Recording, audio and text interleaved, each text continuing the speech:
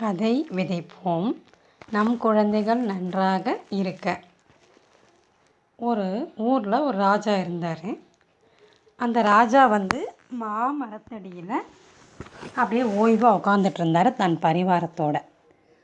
அப்போது கோட்டைக்கு வெளியில் ஒருத்தன் போய்கிட்டு இருந்தான். அவன் என்ன பண்ணான், கல்லை தூக்கி வீசி எறிஞ்சான் மாமரத்து மேலே, பழம் பறித்து சாப்பிட நினச்சி. ஆனால் அந்த கல் தவறி போய் ராஜாவோட தலையில் பட்டுடுச்சு. அப்படியே ரத்தமாக கொட்டிக்கிட்டு இருக்கு. உடனே வெளியில் போய் எல்லாம் பிடிச்சின்னு வந்துட்டாங்க. இது இவன் போட்ட கல் அந்த காம்பவுண்ட் வால் சுற்றுச்சுவரை தாண்டி, மதில் சுவரை தாண்டி போய் ராஜா மேலே விழுந்துடுச்சு. இவங்கெல்லாமே பிடிச்சின்னு வந்துட்டாங்க, அந்த வீரர்கள் எல்லாம். அவன் அப்படியே பயத்தில் நிற்கிறான்.